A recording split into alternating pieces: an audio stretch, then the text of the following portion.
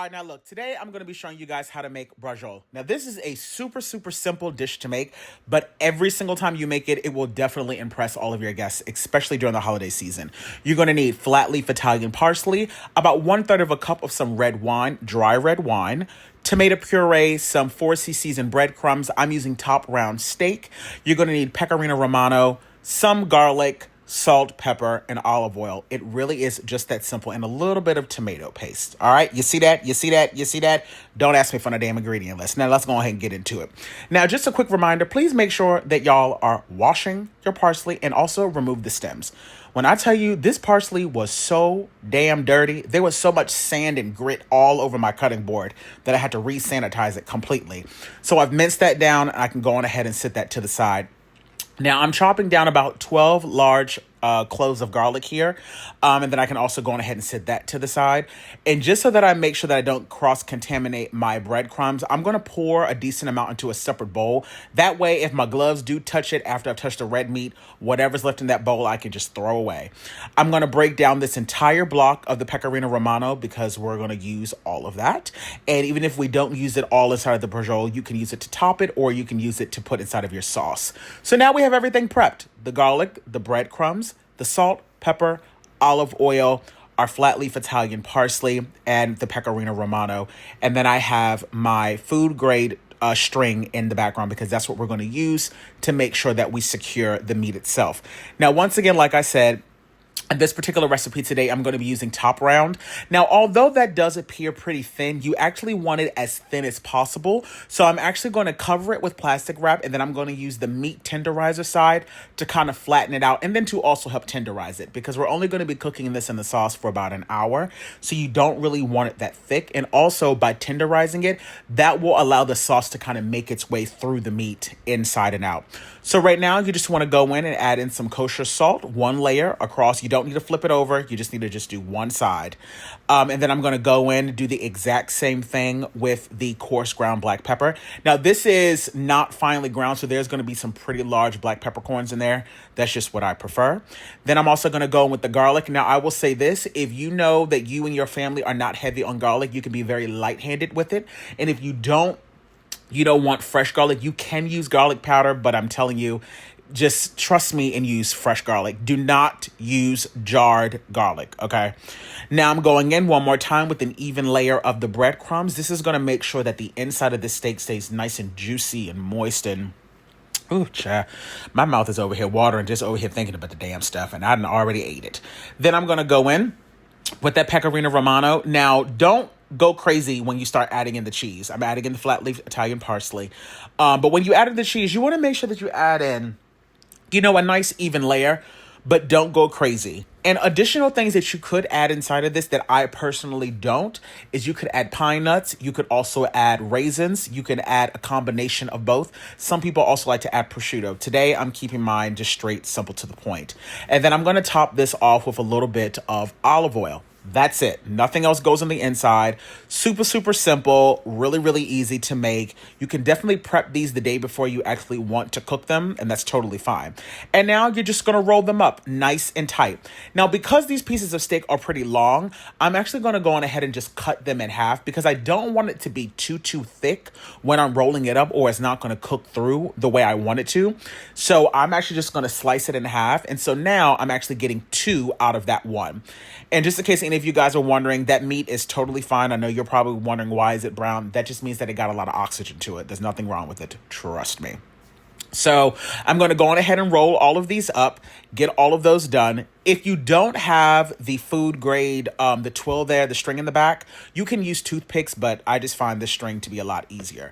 Now, as you can see, I laid down 4 pieces of string on the cutting board. It just makes it easier to kind of tie it up so that you can already see where everything is lying. You want to make sure that the ends are secured tightly. I'm not doing anything fancy with the knots, literally just tying it down and then double knotting it. And you want to make sure that it's tight, but not so tight that it's going to end up breaking. You're essentially just doing this to make sure that the meat itself doesn't unravel once you start to cook it. So I'm going to do that to all of them. And then once I do get them properly tied down, I go in and then I remove the excess string. So I'm going to do that to all of them. And then those are done. Now, another thing that some people like to do that I personally don't do is some people will already have their sauce already going. Now, if you have, homemade sauce that you know is already full of flavor, by all means use it. But I find that it's best to kind of build the flavor while you're making your brajol. So I add in just enough oil at the bottom to cover the bottom of my Dutch oven, about 2 tablespoons of some unsalted butter. And now I'm going to start to build flavor in my pot. I'm going to brown these off. I'm only going to flip it one time. So allow it to sit on one side for maybe about a minute or so. Keep an eye on it so that you don't burn it. You're not trying to fully cook it. You're just simply adding color. And as you add that color, that's going to release a lot of flavor and goodness stuck to the bottom of that pan. And all of that is going to contribute to the sauce that we're going to make, because we're really making a really simple marinara. We're not making anything fancy at all. I'm going to repeat that process for all of these, and then I'm literally, like I said, just sitting them to the side. Now, if you find that you have an excess amount of oil, you can remove some of it, but I had the perfect amount left over. I've added in about 1.5 tablespoons of some tomato paste. I have my heat on about a low medium. You don't want it too high because you don't want to burn the tomato paste. But by cooking this tomato paste right now, you're really waking up that tomato flavor, which is what we want. I'm adding in, again, garlic. You can add in as much or as little as you would like. If you don't want any additional garlic because you've added in a lot in the meat itself, you can totally skip that step. But I figured, why not use it? I'm not going to waste it. At this point, I have my heat on low. And don't worry, all of that stuff at the bottom is about to come up because we're going to start to gradually add in our red wine. And all of that goodness at the bottom is going to come up, and again, that's going to create a lot of flavor. Again, make sure that your heat is not up too high, number one, because you don't want to burn that garlic or it's going to leave really bitter taste. And you also want to make sure that all of that goodness on the bottom is able to come up. Once you can see that a majority of it has released from the bottom of the pan, you can go on ahead and add in that last little bit of wine. And like I said, I used about 1/3 of a cup. Allow that to cook for, I'd say, roughly about a minute or so. I love that hint of red wine in mine, so I don't allow it to cook off for too long. And then I'm going to add in my 2 large jars of my tomato puree. And this particular tomato puree, I don't know if you guys saw earlier, does already have basil in it. I'm going to add in a nice 1.5 pinch full of some coarse kosher salt, some black peppercorn, some of that flat leaf Italian parsley. You could also add in basil. And I'm also adding in some more of that pecorino romano. I'm going to give this a good mix. I'm going to allow this to come up to a light simmer. And while it's doing that, I'm going to go in, taste it to see if I would like to add in any additional salt and pepper to it. Some people like to add in a little pinch of sugar to kind of cut some of that tartness. For me, I don't bother doing that with this particular recipe. Now that it's come up to a simmer, I'm going to add in all of the meat directly to the pot. Make sure that it is completely covered. I'm going to add in the drippings and everything from that pan. And I'm going to turn the heat down to low. And I'm going to partially put the lid on this. And I'm going to actually allow this to cook in the sauce for 1 hour. 1 hour, you guys. And let me tell you, oh Jesus, the flavor is just immaculate. Every now and then, make sure you're going in, mixing it around so that nothing sticks to the bottom. But when I tell you, the smell in this house is absolutely incredible. And just like that, they're done. I'm telling you, this is such a fantastic meal to make. You can eat these by themselves. You can serve it with pasta if you want. I don't think pasta is necessary. I just kind of eat it by itself. I just put it in a bowl, honey, slice it open so that people can see the beautiful inside. You can see the breadcrumbs, the cheese, the garlic. And now I'm just topping it off with some more of that flat leaf Italian parsley. Some of that. Now I'm topping it off with Parmigiano Reggiano, of course. And that's it, folks. That is how I make my braciole. I hope you guys have enjoyed it.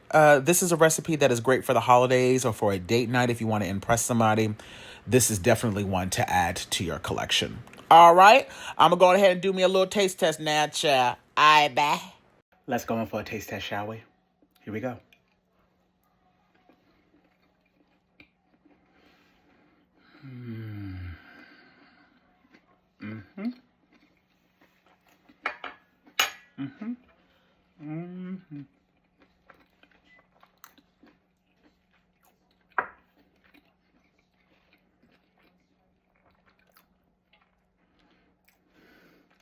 Perfect.